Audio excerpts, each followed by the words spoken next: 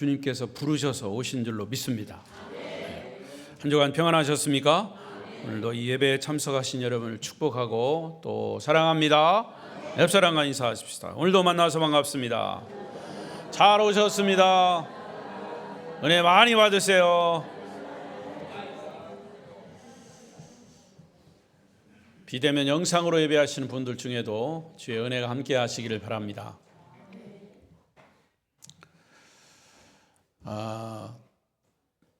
지금 영상으로 사실 우리 교회는 그럼에도 불구하고 실시간 예배가 중계되고 있습니다. 녹화된 거를 제가 보니까 인사시켜 놓고 계속 땅만 쳐다보고 있더라고요. 저는 그래서 얼굴 들고 화면을 보면서 성도들을 보고 인사해야 되겠다 하는 생각이 들었습니다. 주의 이름으로 여러분을 축복합니다. 자, 오늘 말씀의 주제는 여기 있습니다. 다 같이 시작. 하나님이 주신 꿈은 반드시 이루어진다. 한 번 더. 하나님이 주신 꿈은 반드시 이루어진다. 그렇게 믿으십니까? 예. 자, 오늘 본문의 50장 22절부터 26절까지는 요셉이 생을 마감하는 임종 장면이면서 동시에 창세기를 마감하는 그런 부분입니다. 거듭 말씀드리지만 저는 지난 1년 정확하게 4개월 동안 작년 2024년 1월 달부터 이제 교회 절기에 따른 설교를 했지만 계속해서 창세기서를 1장부터 오늘 50장 마지막 절까지 1년 4개월 동안 했습니다. 제가 왜 이 창세기서를 계속 강해식으로 설교를 했냐 하면 설교하기 전에 그런 마음이 들었고 또 그런 마음을 초심을 잃지 않고 말씀을 전했습니다.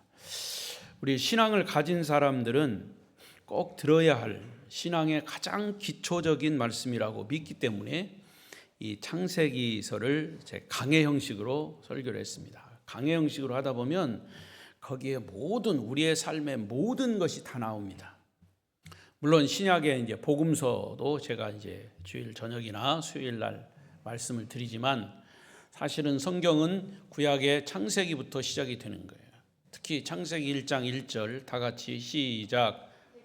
태초에 하나님이 천지를 창조하시니. 우리의 신앙은 그거 창세기 1장 1절부터 시작되지 않으면 다른 것은 다 무효입니다. 태초에 하나님이 천지를 창조하셨다. 하나님은 창조주이십니다. 그 하나님이 이 세상을 창조한 것부터 우리의 신앙, 그것이 믿어질 때부터 우리의 신앙은 출발을 하는 겁니다. 그래서 제가 창세기를 1년 동안 넘게 설교를 한 겁니다. 그래서 이 말씀이 여러분들의 신앙생활에 큰 밑거름이 되었으면 더욱 좋겠습니다. 하나님이 주신 꿈은 반드시 이루어진다. 오늘 창세기 50장에서 가장 중요한 단어를 찾는다면 창세기 50장에서 중요한 단어를 찾는다면 꿈이라고 하는 단어입니다. 다른 말로 비전. 이 비전, 꿈은 우리가 일반적으로 자면서 꾸는 그런 꿈, 드림이 아닙니다. 잘 구분하셔야 합니다. 오늘 성경의 본문에서 말하는 꿈은, 비전은 하나님이 주신 꿈입니다. 우리가 자면서 꾸는 그런 꿈, 드림은 매우 개인적인 것이기 때문에 보편화할 수 없는 것입니다. 그러나 하나님이 주신 꿈은, 비전은 하나님이 주셨다라고 내가 확신하기 때문에 그것도 이제 말씀드리겠지만 성경에 근거한 엉뚱한 것이 아니라, 개꿈이 아니라 하나님이 성경을 통해서 주시는 그런 꿈, 비전, 그것은 반드시 이루어진다 그 말입니다. 이것을 잘 구분하시기를 바랍니다. 자, 창세기 37장에서 요셉은 하나님이 주신 꿈을 꾸고 자기 형들에게 이제 공개를 합니다. 말을 해요. 9절 10절 보겠습니다. 시작. 요셉이 다시 꿈을 꾸고 그의 형들에게 말하여 이르되 내가 또 꿈을 꾼즉 해와 달과 11별이 내게 절하더이다 하니라. 그가 그 꿈을 아버지와 형들에게 말하매 아버지가 그를 꾸짖고 그에게 이르되 나와 내 어머니와 내 형들이 참으로 가서 땅에 엎드려 내게 절하겠느냐. 18절 19절 이어서 없습니까? 보면 요셉이 그들에게 가까이 오기 전에 그들이 요셉을 멀리서 보고 죽이기를 꾀해서 서로 이르되 꿈꾸는 자가 오는도다, 이렇게 형들이 말합니다. 처음 요셉의 이야기를 시작할 때 제가 말씀드린 대로 요셉의 별명이 뭐냐면 꿈꾸는 자예요. 비저너리, 꿈꾸는 자. 요셉은 꿈 때문에 고난을 받았습니다. 그는 꿈 때문에 많은 육체적이고 정신적이고 영적인 그런 고통을 겪었습니다. 심지어는 꿈 때문에 죽을 뻔까지도 했습니다. 더더욱이 그 꿈 때문에 자기 형들의 시기를 받고 노예로 팔려나갔습니다. 죽음의 자리까지 던져졌던 것이죠. 하지만 역설적으로 요셉은 그 꿈 때문에, 하나님이 주신 비전 때문에 역경을 극복할 수 있었습니다. 그 꿈 때문에 다시 일어설 수 있었습니다. 꿈 때문에 다시 미래를 향해서 달려갈 수 있었습니다. 그리고 마침 그는 그 비전을, 꿈을 이루었습니다. 그래서 요셉의 일생을 설명하는 가장 중요한 단어는 비전, 꿈입니다. 오늘 본문 창세기 50장 22절 이하의 마지막 내용에서는 요셉의 임종 장면을 보여줍니다.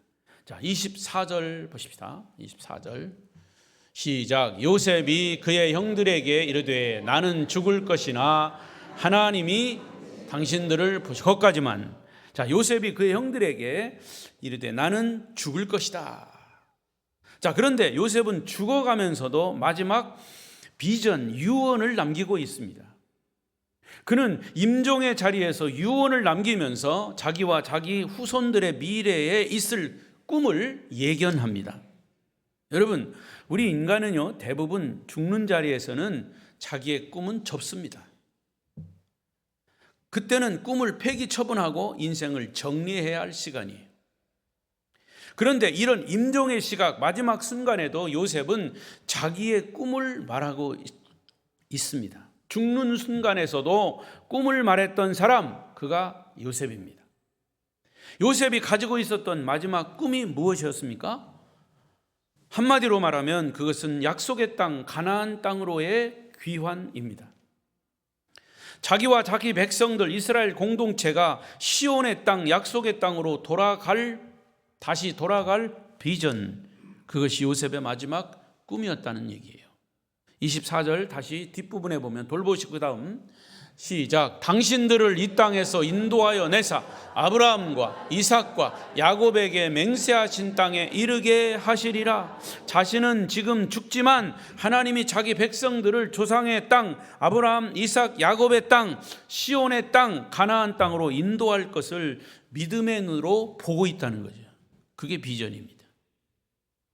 뿐만 아니라 50장 25절을 보시면 25절 시작. 요셉이 또 이스라엘 자손에게 맹세시켜 이르기를 하나님이 반드시 당신들을 돌보시리니 당신들은 여기서 내 해골을 메고 올라가겠다 하라 하였더라.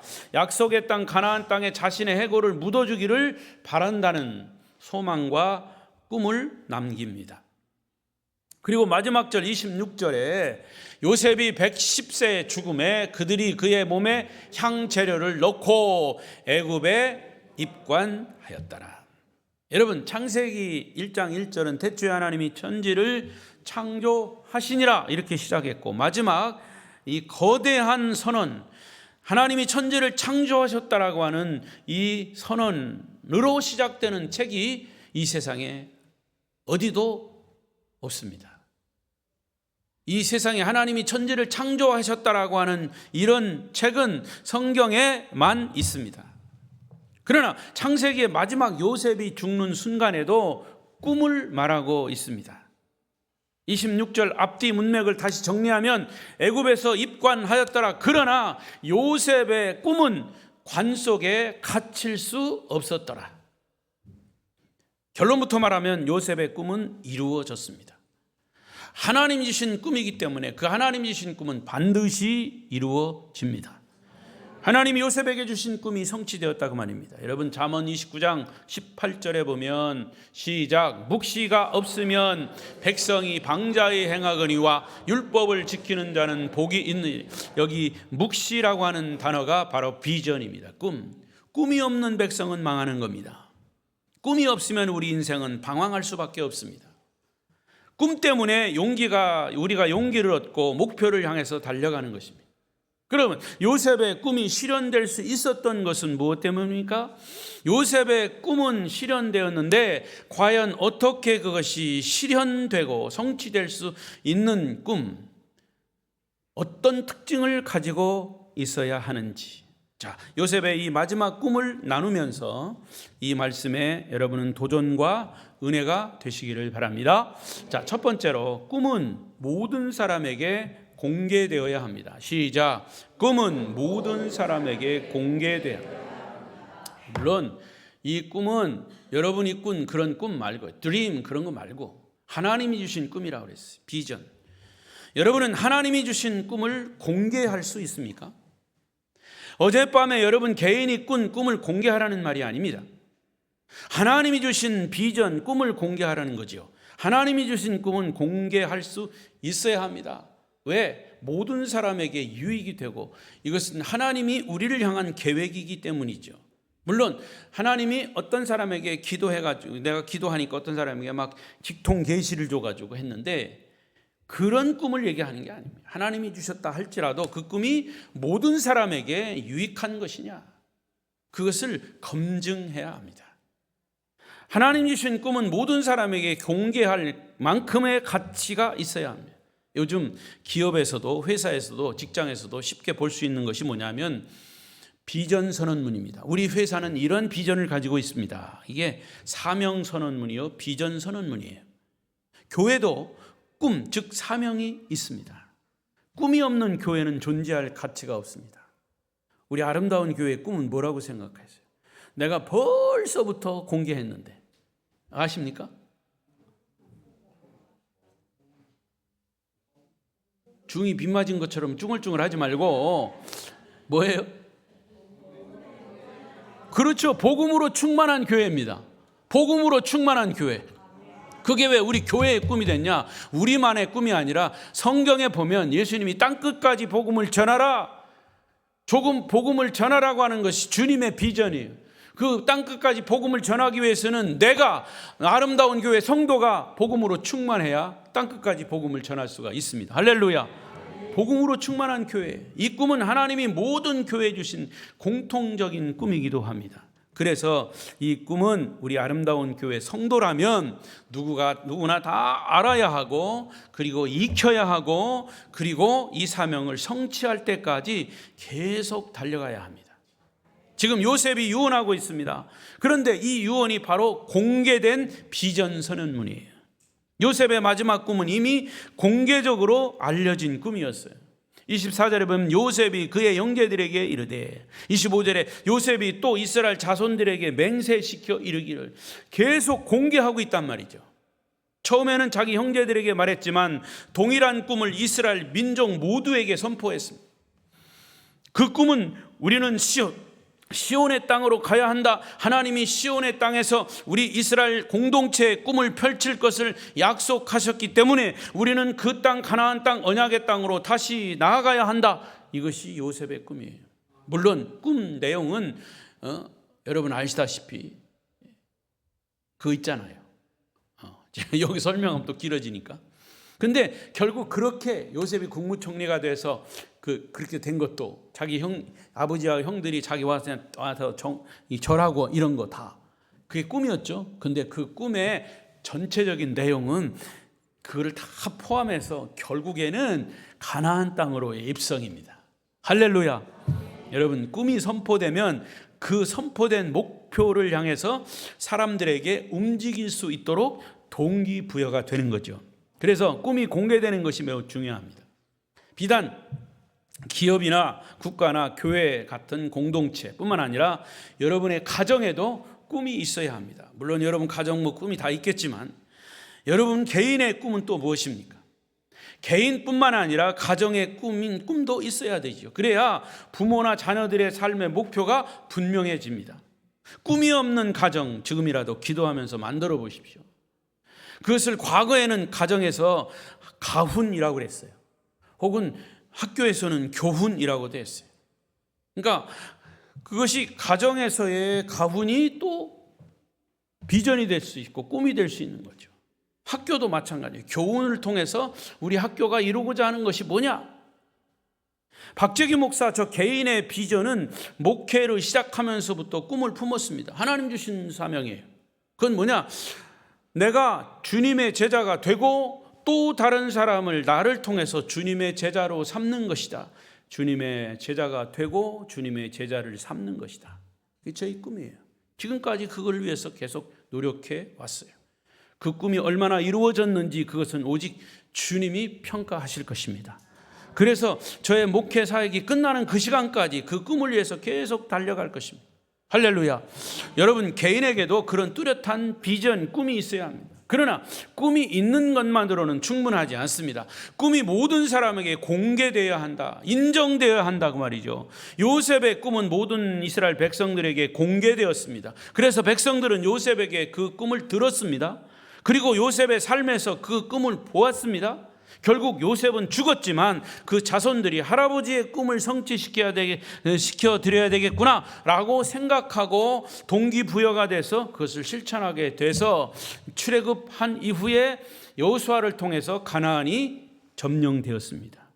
요셉의 꿈이 이루어진 거죠. 할렐루야.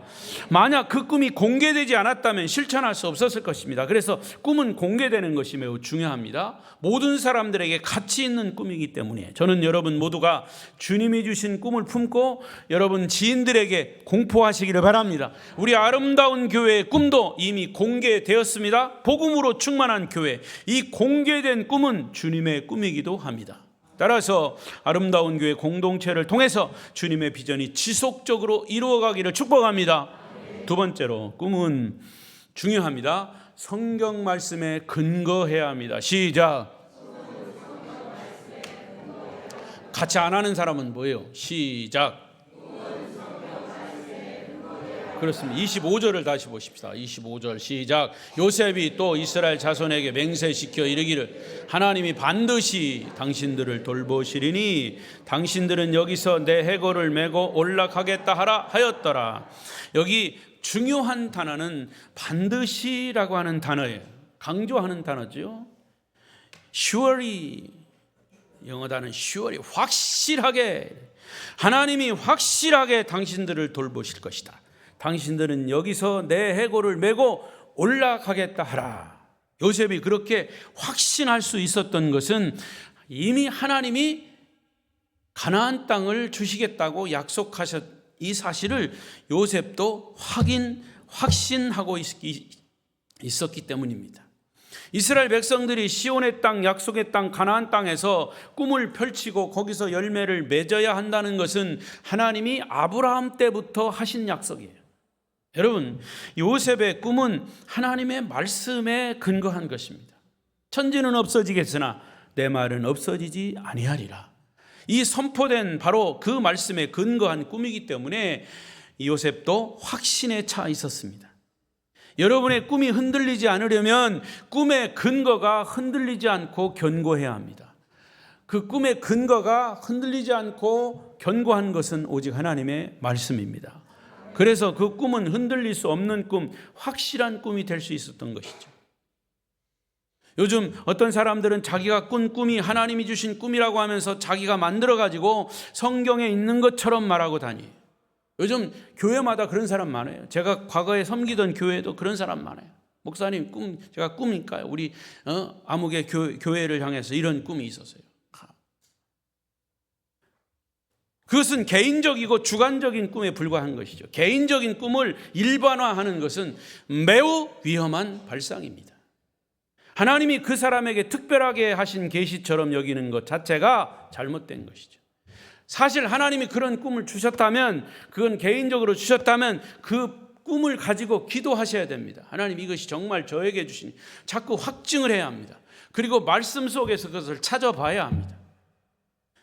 여러분, 그래서 개인적인 계시나 이런 것들이 임하기 때문에 이단이 생기고 사이비 교주가 생긴 겁니다. 그런 사람의 얘기를 또 그대로 믿고 함부로 믿었다가 똑같은 사람이 되는 거예요.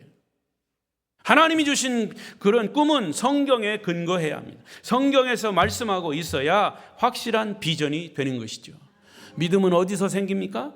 믿음은 들음에서 납니다. 뭘 들어요? 그리스도의 말씀으로 말미암았느니라. 우리의 믿음이 꿈으로 생기는 게 아닙니다. 환상으로 생기는 게 아닙니다. 우리의 믿음은 하나님의 말씀을 들음으로 견고해지고 그 믿음 때문에 흔들림 없는 꿈을 품을 수가 있는 것이죠. 그래서 저는 하나님의 백성들의 꿈의 근거가 말씀에 있어야 한다고 주장하는 겁니다. 사람들이 개인적으로 꾼 꿈을 모든 사람에게 일반적으로 적용할 수 있는 것인가를 검증하려면 성경에 근거한 꿈인가를 보아야 합니다. 로마서 8장 38절 9절 큰 소리 읽어요. 시작.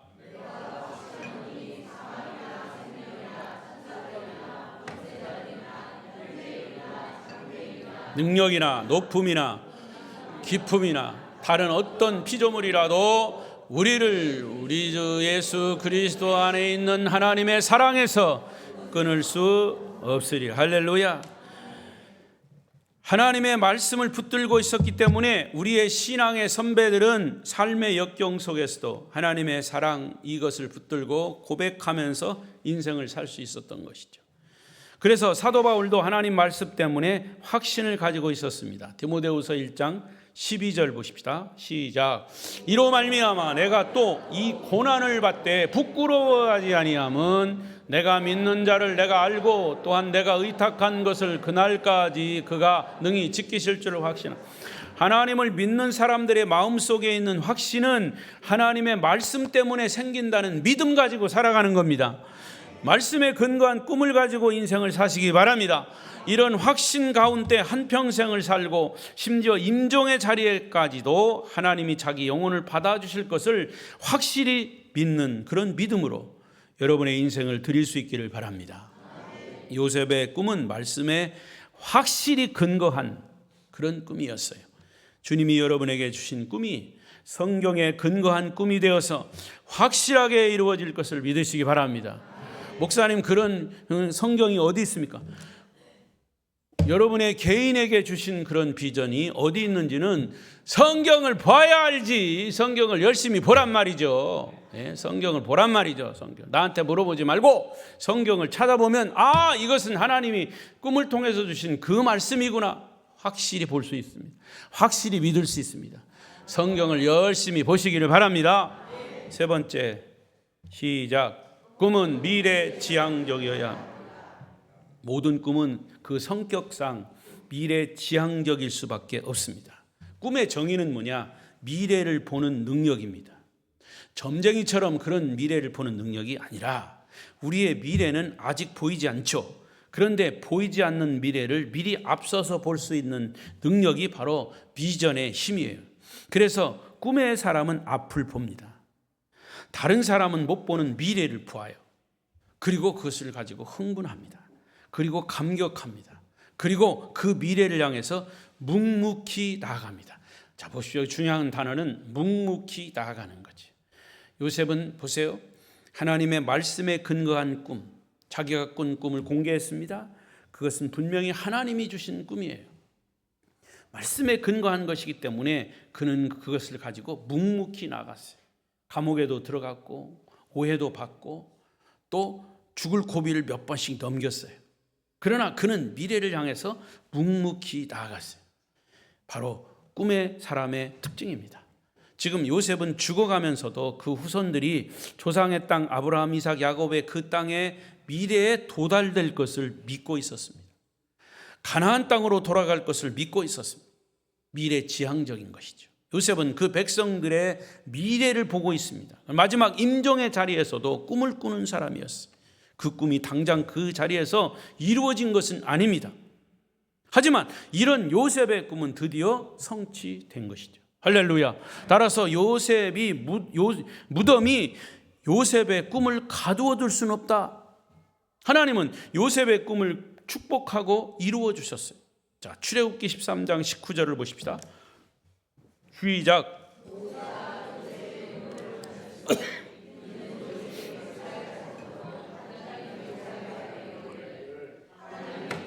너를 찾아오시리니 너희는 내 유고를 여기서 가지고 나가라 했어. 여호수아 24장 32절 없어요? 계속해서 줬는데, 또 이스라엘 자손이 애굽에서 가져온 요셉의 뼈를 세겜에 장사했다. 요셉의 뼈가 세겜 땅에 묻혔다라고 하는 말은, 세겜은 가나안 땅이에요. 약속의 땅 그 안에 있는 도시가 세겜이에요. 그가 꿈꾸고 소망했던 대로 요셉은 마침내 약속의 땅에 묻힐 수 있었다는 거죠. 여러분, 하나님이 주신 꿈은 반드시 이루어집니다. 하나님의 약속에 근거한 꿈은 반드시 이루어집니다. 이 말씀에서 우리를 더욱 놀라게 한 것은 요셉이 꿈을 꿀 수 없는 이 시점, 죽는 순간까지도 꿈을 꾸었다는 거죠. 여러분, 대부분 젊었을 때 꿈을 꾸다가 이제 나이 들어 늙으면 더 이상 꿈을 꾸지 않습니다. 또 꿈을 꾸지 못합니다.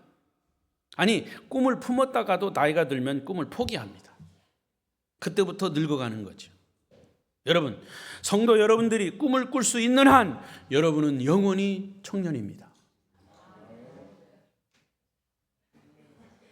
아멘 소리가 늙으니요. 여러분이 꿈을 꾸밀 수 있는 한 여러분은 영원히 청년입니다. 그리고 진짜 젊은 청년들이요, 기억하십시오. 청년도 꿈을 잃어버리면 애 늙은이가 되는 겁니다. 청년이 꿈을 잃어버리면 인생을 다 산 것입니다.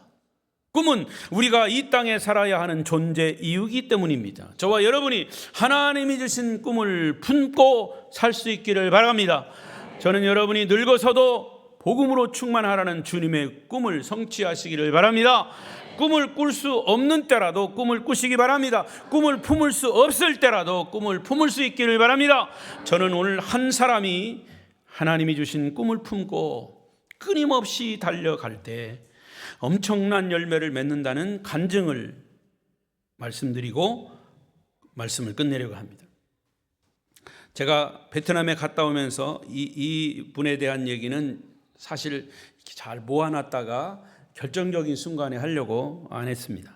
오늘 말씀드리려고 해요. 지난 베트남 신학교 강의 갔다가 만난 현주업 선교사, 제가 전에 있던 교회에서 이제 파송한 그런 선교사예요.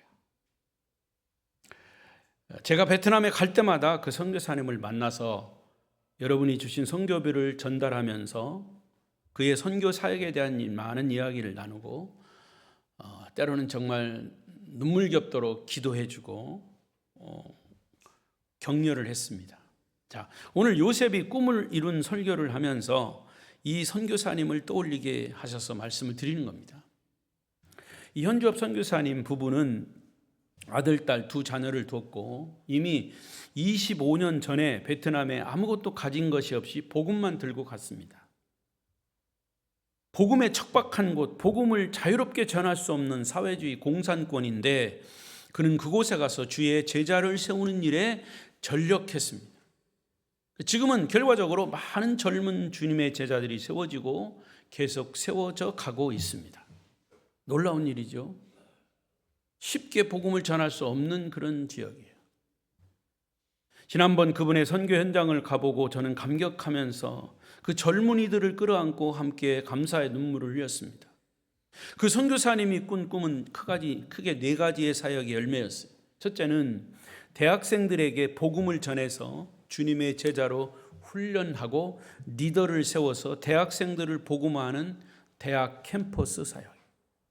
이거 역시 쉽지 않습니다. 공산권에서 복음을 전한다는 것. 그러나 그는 25년 동안 끊임없이 젊은 사람들을 세워갔어요. 대학 캠퍼스 사역. 두 번째는 여러분 동남아시아 이 한류 열풍이 어디서부터 일어난지 아십니까? 동남아시아 한류 열풍이 베트남에서부터 생겼습니다. 그래서 베트남 사람들이 우리 한국 사람을 굉장히 좋아합니다. 한국을 너무 사랑하고 좋아하는 10대, 20대 청소년들에게 한글을 가르치면서 복음을 전하는 한글 사랑 학원을 만들었어요. 한글 사랑 학원을 운영하는 그런 사역이에요. 젊은이들을 파고드는 가장 좋은 한글을 무료로 가르쳐 준다는 거예요. 그러면 젊은이들이 막 모이는 겁니다. 베트남에서 한글을 가르치는 학원으로 국가에서 인정하는 인증까지 받았어요.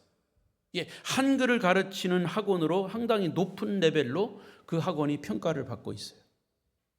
그런데 이 학원을 운영하는 사람들은 이미 현지업 선교사님에게 제자 훈련을 받고 주님의 제자로 세워진 사람들, 헌신된 젊은이들, 대학생들.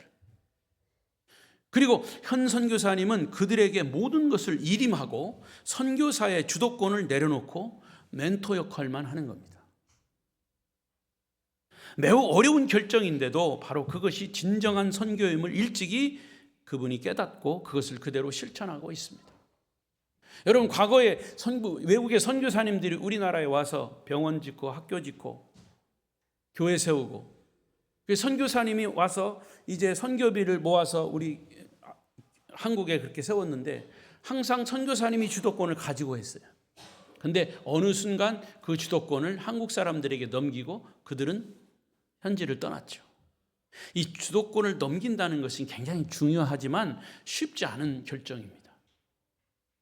자, 세 번째로, 공부를 하고 싶어도 할 수 없는 처지에 있는 크메르족 청년들을 모아서 공부를 가르치고 복음을 전해서 주님의 제자를 세우는 학사를 운영하는 사역이에요. 원래 이 사이공, 과거의 월남이, 여러분 알죠? 월남은 지금의 호치민입니다. 결국 월남과 월맹이 싸워가지고 월남이 결국 무너졌죠. 그래서 월맹이 이 월남 전체를 차지함으로 공산화가 된 거예요. 자, 그 역사는 그 정도지만 어쨌든 원래 월남 호치민의 원주민은 크메르족이에요. 근데 베트남이 공산화되면서 크메르족은 땅을 빼앗긴 종족이 된 겁니다. 그런데 그런 크메르 청소년들에게 복음을 전함으로 민족을 구원하는 도전과 사명을 일깨우는 그런 사역을 하는 거죠. 그 크메르 청소년들이 많지는 않지만 10여 명에서 20명 청소년들과 함께 예배 드리는 모습, 그것이 굉장히 도전과 은혜가 됐어요. 엄청난 사역입니다.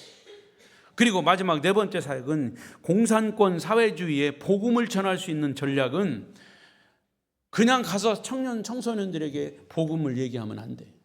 그래서 그는 복음을 전하는 도구가 뭘까를 고민하면서 이제 만든 것이 비즈니스예요. 사업이에요. 그 사업을 그럼 어떤 사업을 해야 되냐?